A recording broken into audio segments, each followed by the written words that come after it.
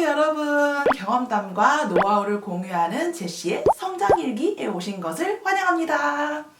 제가 이번에 첫 번째로 다룰 주제는요, 교환학생에 대한 이야기를 좀 풀어나가려고 합니다. 오늘 첫 번째 영상 같은 경우에는 학교를 배정받기 전까지의 준비 과정과 가는 법에 대해서 알려드리고자 합니다. 그럼 영상 시작해보도록 할게요. 제시의 성장일기 구독과 좋아요. 우선 저에 대해서 간단하게 소개를 드리자면은 저는 연세대학교 영어영문학과를 졸업을 했고요. 그리고 저는 2012학년도 2학기 한 학기 동안 미국에 있는 호버트 앤 윌리엄 스미스 컬리지를 교환학생으로 다녀왔습니다. 교환학생 준비과정 같은 경우에는 총 4가지 단계로 좀 정리를 해볼 수 있을 것 같아요. 우선 첫 번째로는 정보 수집을 하고요. 두 번째로는 학교를 선정을 하고, 세 번째로는 교환학생 시기와 그리고 얼마나 다녀올지 기간을 정하고요. 그리고 네 번째 같은 경우에는 직접 이제 교환학생을 지원하는 과정을 말합니다. 첫 번째, 정보 수집부터 이야기해 보도록 할게요. 저 같은 경우에는 저희 학교에 있는 국제처 웹사이트에 있는 정보들을 싹싹 읽어봤던 것 같아요. 교환학생을 어떻게 지원해야 되는지의 방법과 그리고 나의 지원 자격 같은 것도 나오고, 그리고 학교 리스트도 나오고, 여러 가지 정보들을 얻을 수가 있어요. 학교마다 또 비슷할 것 같긴 한데 학기마다 교환학생 프로그램을 설명해주는 그런 설명회를 개최를 하는 것으로 알고 있어요. 저 같은 경우에는 설명회를 한 2번 정도 참석을 했었고, 자세하게 정보들을 얻을 수가 있어가지고 도움이 상당히 많이 됐던 것 같아요. 그리고 무엇보다 중요한 것은 이 설명회에서 이미 교환학생을 갓 다녀온 선배님들로부터 교환학생 경험담과 후기를 들을 수가 있어요. 이게 아무래도 생생한 경험담과 후기, 팁들을 알려주기 때문에 저는 여기에서 되게 동기부여도 많이 받고 정보도 많이 얻었던 것 같아요.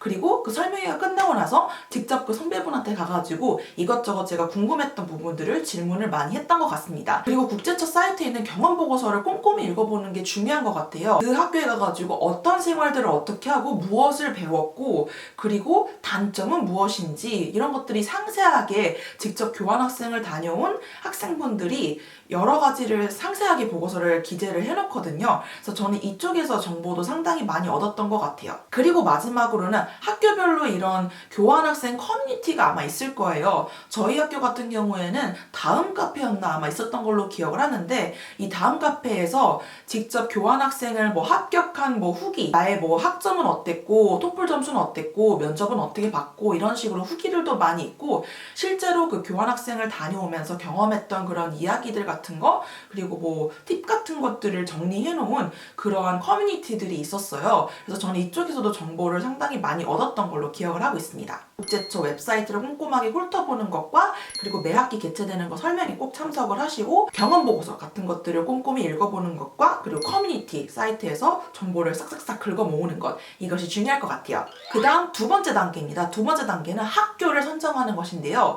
여러 가지 고려해야 할 요소들이 있죠. 저 같은 경우에는 학교를 선정할 때 총 3가지 정도를 고려를 했었던 것 같아요. 첫 번째 같은 경우에는 어떤 국가를 갈지를 가장 먼저 결정을 해야 됩니다. 너무나도 당연한 이야기죠.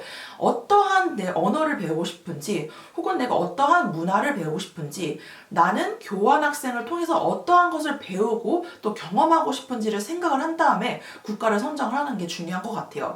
그래서 영어권 국가를 택하시는 분들도 계시고 비영어권 국가를 택하시는 분들도 계시잖아요. 근데 저 같은 경우에는 영어를 조금 더 많이 쓰고 싶은 환경에 노출이 되고 싶었고, 그리고 미국을 한 번도 가본 적이 없었기 때문에 미국 문화를 직접적으로 미드에서만 봤던, 영화에서만 봤던 그런 문화를 직접적으로 경험해보고 싶었던 것이 있었고요. 그리고 제가 아무래도 영어 영문학과 전공이기 때문에 미국으로 가는 게 조금 더 제 전공과는 연결된 여러 가지를 수업들을 경험해볼 수 있을 것 같다 생각을 해가지고 저는 미국을 선택을 하게 되었습니다. 그런 다음에 학교 선정할 때 가장 중요한 것 중에서 하나인데요. 나만의 학교 선정 기준을 꼭 세우셔야 됩니다. 그냥 남들이 보기에 좀 괜찮아 보이는 학교를 가는 것? 내가 외롭지 않을 곳을 가는 것? 이렇게 좀 너무 구체적이지 않게 기준을 가지고서 학교를 선택하면은 교환학생을 다녀오는데 그냥 다녀오는 꼴이 날 수가 있거든요. 그래서 명확하게 나만의 교환학생 학교 선택 기준이 있어야 돼요. 저 같은 경우는 총 3가지의 기준을 가지고서 학교를 선택을 했었습니다. 첫 번째 같은 경우에는 아까도 말씀드렸다시피 저는 영어만 주구장창 쓰고 싶었어요. 왜냐면은 한국에 있다 보면은 당연히 영어를 쓸 수 있는 기회도 많이 없고 살아있는 영어를 하고 싶은데 그러한 환경에 노출될 수 있는 절호의 찬스잖아요, 교환학생은. 그래서 저는 영어만 쓸 수 있는 환경인지를 가장 먼저 중요시했던 것 같아요. 그래서 한국인들이 아예 없거나 혹은 한국인들이 정말 적은 그런 것을 가장 첫 번째 기준으로 삼았었어요. 그 다음에 두 번째입니다. 환경이었는데요.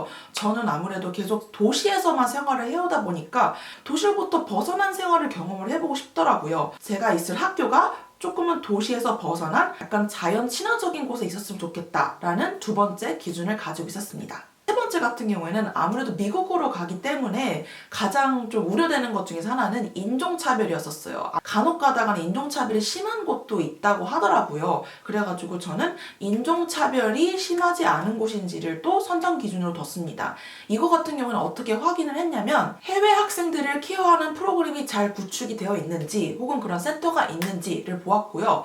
아시아 학생연합 같은 것들이 잘 구축이 되어 있는지 그리고 아시아 학생들끼리 뭔가 교류를 할 수 있는 그런 커뮤니티가 마련이 되어 있는지 그런 것들을 확인을 하면서 인종차별이 심하지 않은 곳을 좀 필터를 했었던 것 같아요. 국가를 선택했고 나만의 학교 선정 기준을 세웠죠. 그런 다음에는 학교들을 가지고 커트라인을 확인을 합니다. 제가 지원했을 당시에는 크게 4가지를 봤었던 것 같아요. 하나는 학점이었죠. 4.3 기준으로 3.0 이상을 넘겨야 되는 게 기본적으로 맞춰야 되는 조건이었고 그런 다음에 두 번째는 토플 점수였습니다. 그래서 IBT 기준으로 79점 이상이었던 것 같아요. 그런 다음에 세 번째로는 뭔가 에세이 같은 거 내가 교환학생을 지원하고 싶은 이유 목표 이런 거 같은 에세이를 쓰는 게 있었고요. 마지막으로는 면접 과정이 있었습니다. 그래서 총 이렇게 4가지의 과정을 거쳐가지고 하는데 이 4가지를 기준으로 해가지고 커트라인을 확인했었습니다. 이 커트라인을 어디서 확인했느냐? 바로 커뮤니티에서 확인했었어요. 지원했던 선배분들이 나는 학점이 몇이었고 그리고 면접은 어떻게 봤으며 내 토플 점수는 어땠고 어떻게 했다. 그런데 여기를 붙었다 혹은 여기를 떨어졌다 이런 것들을 커뮤니티에 글을 쫙 올리거든요. 그래서 그거를 기준으로 삼아가지고 제가 지원하고 싶었던 대학 중에서 이건 좀 너무 오바다 싶은 거는 빼고 대학교 지원 리스트를 좀 줄였던 걸로 기억을 하고 있습니다. 3단계로 넘어갑니다. 이제 교환학생을 언제 갈 건지 그리고 얼마나 갈 건지를 정해야 되는데요. 우선 첫 번째로는 얼마나 갈지를 정하는 게 중요한 것 같아요. 한 학기만 갈지 혹은 1년을 갈지를 정하는 게 중요한데요. 저 같은 경우는 1년을 가기는 좀 빠듯한 시기였어요. 왜냐면은 제가 이제 교환학생 준비를 3학년 1학기 때부터인가 시작을 했었을 거예요. 그런데 제가 만약에 3학년 2학기 때 1년을 다녀온다 치면 돌아오면은 바로 그냥 그 취업 준비에 뛰어들어야 되잖아요. 그래서 좀 빠듯하다고 생각을 해가지고 저는 한 학기만 바싹 잘 하고 오자라는 마음가짐으로 한 학기만 다녀오기로 결정을 했었습니다. 그래서 여러분들도 한 학기만 다녀올지 혹은 1년을 다녀올지를 고려를 할 때 내가 갔다 오면은 몇 학년이지를 생각을 하고서 그런 시기적인 부분을 고려해가지고 기간을 선정을 하셔야 될 것 같아요. 4학년 때는 취업 준비랑 또 병행을 해야 되기 때문에 빨리 다녀오는 게 좀 이득이겠다라 생각을 해가지고 저는 3학년 2학기에 딱 한 학기만 다녀오는 걸로 정했습니다. 시기적으로 봤을 때 알맞은 시기에 적절하게 잘 갔다 온 것 같아요. 2학년 때 다녀오는 분들도 있는 것 같고 4학년 때 다녀오는 분들도 있는 것 같은데 제 개인적인 경험으로 봤을 때는 3학년 때 다녀오는 게 가장 좀 괜찮은 것 같아요. 그래야지 다녀오고 나서도 약간 빠듯함이 없지도 않고 그리고 시기적으로 딱 좀 알맞은 것 같아요. 그래서 3학년 때 한 학기 혹은 1년 다녀오는 것을 추천드립니다. 자, 그리고 1단계, 2단계, 3단계에서 모두 정리한 내용을 바탕으로 이제 교환학생을 지원하는 마지막 4단계인데요. 보통 파견되는 학기보다 한 학기 전 정도부터 이제 지원이 시작이 돼요. 3학년 2학기 때 파견을 나가기를 희망했으므로 2학년 2학기 겨울방학 때부터 지원서를 준비하고 지원을 하기 시작했습니다. 그래서 가장 첫 번째로는 서류 제출이었는데요. 이때 제출했던 서류는 성적표였고요. 학점을 봐야 되니까. 그리고 이제 에세이를 제출을 했고요. 그리고 토플 성적표를 제출했었습니다. 토플 성적표 제출하는 것도 조심을 하셔야 되는 게 이게 토플 시험 시험이 보고 나서 시험이 나올 때까지 한 최대 6주 정도 소요가 되거든요. 그래서 토플도 미리미리 점수를 따놓는 게 중요한 것 같아요. 서류를 제출하고 나서 이제 면접을 봐야 되는데요. 다들 다 면접이었어요. 2명의 교수님들과 저를 포함해서 한 분 더 지원자분이랑 같이 이렇게 다들 다로 면접을 봤어요. 교수님 같은 경우에는 한국인 교수님 한 분, 그리고 외국인 원어민 교수님 한 분, 이렇게 총 2분이셨는데요. 모든 면접은 영어로 진행이 됐었어요. 2-3개 정도의 질문을 주고받았던 것 같아요. 국제학부 학생이랑 같이 이제 면접을 보러 들어가면 망한다 라는 그런 뭐 썰이 있었어요. 왜냐면은 너무나도 유창하게 영어를 하면은 막 쫄게 되잖아요. 막 자신감도 떨어지고 그러다 보니까 상대가, 그러니까 같이 들어가는 지원자분이 영어 실력이 어느 정도냐에 따라서 내가 조금 더 부각돼 보일 수도 있고 혹은 내가 조금 더 위축돼 보일 수도 있고 이런 좀 부작용이자 또 어떨 때는 긍정적인 작용이 되더라고요.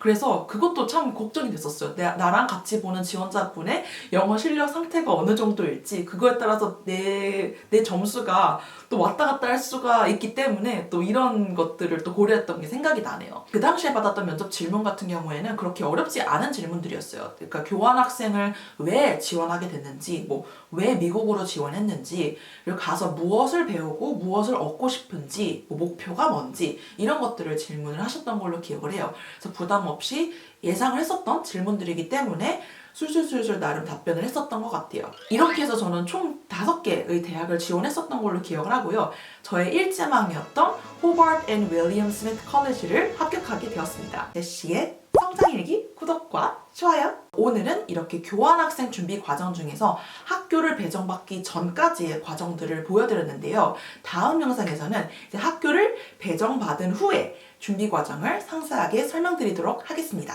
교환학생을 준비하시는 분들께 오늘 영상이 도움이 되셨기를 바라고요. 다음 영상도 많이들 기대해 주시기를 바랍니다. 오늘 영상 도움되셨다면 좋아요 잊지 말아주시고 더 많은 영상을 계속해서 보고 싶으시다면 구독과 알림 설정도 잊지 말아주세요. 그럼 저희는 다음 영상에서 다시 만나도록 할게요, 여러분. 안녕!